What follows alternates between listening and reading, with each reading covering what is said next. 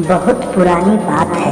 धारा नगरी में गंधर्व सेन नाम का एक राजा राज करते थे। उनके 4 रानियां थी। उनके 6 लड़के थे जो सब के सब बड़े ही चतुर और बलवान थे। संयोग से एक दिन राजा की मृत्यु हो गई और उनकी जगह उनका बड़ा बेटा शंख गद्दी पर बैठा। उसने कुछ ही दिन राज किया, लेकिन छोटे भाई विक्रम ने उसे मार डाला और स्वयं राजा बन बैठा। उसका राज दिनों दिन बढ़ता गया और वह सारे जम्बूद्वीप का राजा बन बैठा। एक दिन उसके मन में ख्याल आया कि उसे घूमकर सैर करनी चाहिए और जिसे देशों के नाम उसने सुने हैं उन्हें देखना चाहिए। तो वह गद्दी अपने छोटे भाई भर्तृहरि को सौंपकर योगी बन राज्य से निकल पड़ा।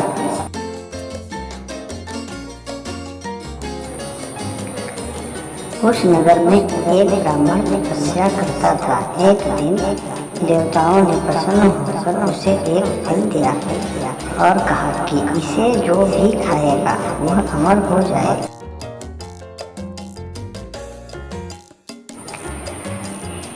ब्राह्मण ने वह फल लाकर अपनी पत्नी को दिया और देवताओं की बात भी बता दी। ब्राह्मणी बोली, हम अमर होकर क्या करेंगे? हमेशा भीख मांगते रहेंगे, जैसे तो मरना ही अच्छा है। तो इस फल को ले जाकर राजा को दे आओ और बदले में कुछ धन ले आओ। यह सुनकर ब्राह्मण फल लेकर राजा भर्तृहरि के पास गया और सारा हाल कह सुनाया।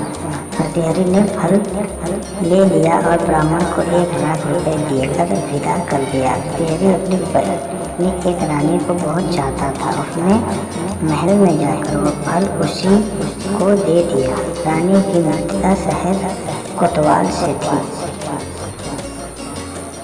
उसने वह फल कोतवाल को दे दिया। कोतवाल एक वैश्या के पास जाया करता था। वह उस फल को उसे वैश्या को दे दिया। वैश्या ने सोचा कि हम यह फल तो राजा का वो खाना चाहिए। हम उसे लेकर राजा भर्तृहरि के पास गए और उसे दे दिया। भर्तृहरि ने उसे बहुत सावधान दिया, लेकिन जब उसने फल को अच्छी तरह से देखा तो पहचान लिया। उसे बड़ी चोट लगी, पर उसने किसी से कुछ कहा नहीं। उसने महल में जाकर रानी से पूछा कि तुमने उस फल का क्या किया? रानी ने कहा, मैंने उसे खा लिया। राजा ने वह फल निकाल कर दिखा दिया। रानी घबरा गई और उसने सारी बात सच कह दी। भर्तृहरि ने पता लगाया कि तो उसे पूरी बात ठीक मालूम हो गई। वह बहुत दुखी हुआ। उसने सोचा यह दुनिया माया जाल है, इसमें अपना कोई नहीं। वह फल लेकर बाहर आया और उसे धुलवाकर स्वयं खा लिया। फिर राजपाट छोड़ योगी का भेष बना जंगल में तपस्या करने चला गया।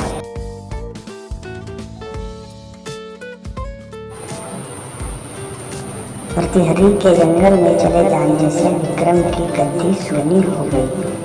जब राजा इंद्र को यह समाचार मिला तो उन्हें एक देवता को धारा नगरी की रखवाली के लिए भेजा दिया। वह रात दिन वहीं रहने लगा।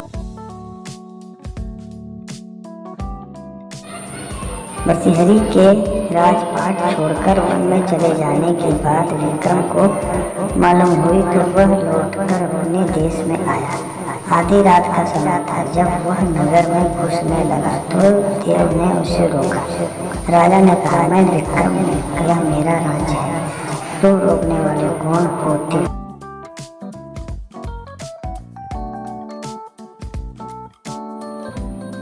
देव बोला, मुझे राजा इंद्र ने इस नगर की चौकसी के लिए भेजा है। तुम सच्चे राजा विक्रम हो तो आओ, पहले मुझसे लड़ो।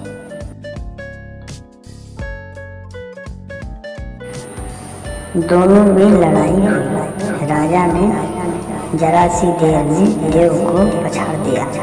तब देव बोला, हे राजा, तुमने मुझे हरा दिया, मैं तुम्हें जीवन दान देता हूँ।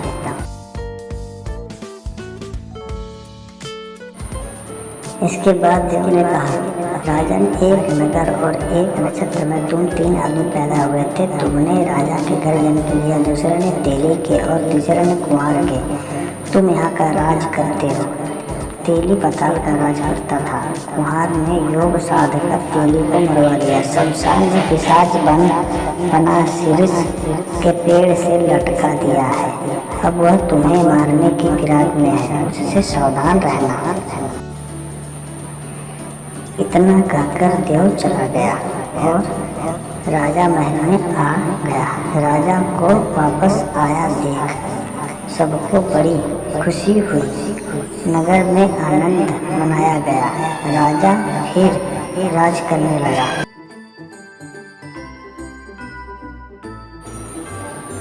एक दिन की बात है कि शांति सिंह नाम का एक योगी राजा के पास दरबार में आया और उसने एक फल लेकर चला गया। राजा को आशंका हुई कि देव ने जिस आदमी को बताया था कहीं वह वही तो नहीं है। यह सोचकर उसने फल नहीं खाया, भंडारी को दे दिया। योगी आता और राजा को एक फल दे जाता। संयोग से एक दिन राजा अपने अस्तबल देखने गया था। योगी वहीं पहुंचा और फल राजा के हाथ में दे दिया। राजा ने उसे उछाला तो वह हाथ से छूटकर धरती पर गिर पड़ा। उसी समय एक बंदर ने उसे झटपट उसे उठा लिया और तोड़ डाला। उसमें से एक लाल निकला जिसमें चमक से सबकी आंखें चौंधिया गई। राजा को बड़ा आश्चर्य हुआ। उसने योगी से पूछा, आप यह लाल मुझे रोज क्यों दे जाते हैं? योगी ने जवाब दिया, महाराज, राजा, गुरु, ज्योतिषी, वैद्य और बेटी, इनके घर कभी खाली हाथ नहीं जाना चाहिए।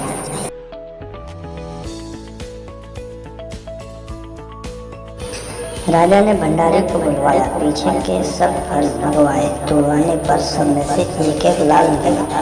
इतने लाल देखकर राजा को बड़ा हर्ष हुआ और उसने जौहरी को बुलवाकर उनका मोल पूछा। जौहरी बोला, महाराज, ये लाल इतने कीमती हैं कि इनका मोल करोड़ों रुपए में भी नहीं आंका जा सकता। एक लाल एक राज्य के बराबर है।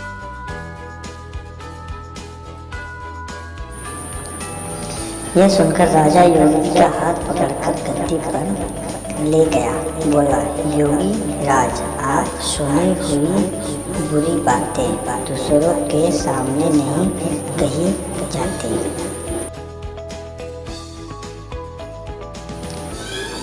राजा उसे अकेले में ले गया। वहाँ जाकर योगी ने कहा, महाराज, बात यह है कि गोदावरी नदी के किनारे मसान में मैं एक मंत्र सिद्ध कर रहा हूँ। उसके सिद्ध हो जाने पर मेरा मनोरथ पूरा हो जाएगा। तुम एक रात मेरे पास रहोगे तो मंत्र सिद्ध हो जाएगा। एक दिन रात को हथियार बांधकर तुम अकेले मेरे पास आ जाना।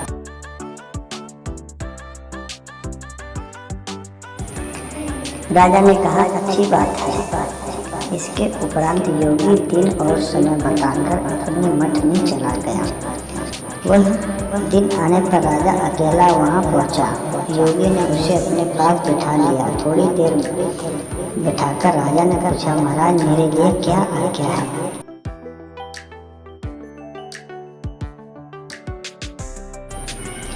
योगी ने कहा, राजा ने हाथ से दक्षिण दिशा में 2 कोस की दूरी पर मसान में एक सीरस के पेड़ पर एक मुर्दा लटका है। उसे मेरे पास ले आओ, तब तक मैं यहाँ पूजा करता हूँ।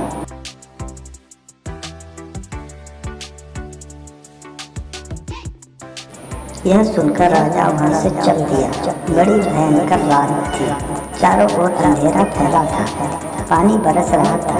भूत प्रेत शोर मचा रहे थे। सांप आकर पैरों में लिपटते थे, लेकिन राजा हिम्मत से आगे बढ़ता गया और जब वह स्मशान में पहुंचा तो देखता है क्या है कि शेर दहाड़ रहे हैं, हाथी चिंगाड़ रहे हैं, भूत प्रेत आदमियों को मार रहे हैं। राजा बेधड़क चलता गया और सीरस के पेड़ के पास पहुंच गया। पेड़ जड़ से फुल्ली तक आग से ढक रहा था। राजा ने सोचा, हो न हो यह वही योगी है जिसकी बात देव ने बताई थी। पेड़ पर रस्सी से बांधा मुर्दा लटक रहा था। राजा पेड़ पर चढ़ गया और तलवार से रस्सी काट दी। मुर्दा नीचे गिर पड़ा और दहाड़ मारकर रोने लगा। राजा ने नीचे आकर पूछा, तू कौन है? राजा का इतना कहना था कि वह मुर्दा खिलखिलाकर हंस पड़ा। राजा को बड़ा अचरज हुआ। तभी वह मुर्दा फिर पेड़ पर जा लटका। राजा फिर चढ़कर ऊपर गया और रस्सी काट मुर्दे को बगल में दबा नीचे लाया। बोला, बता तू कौन है?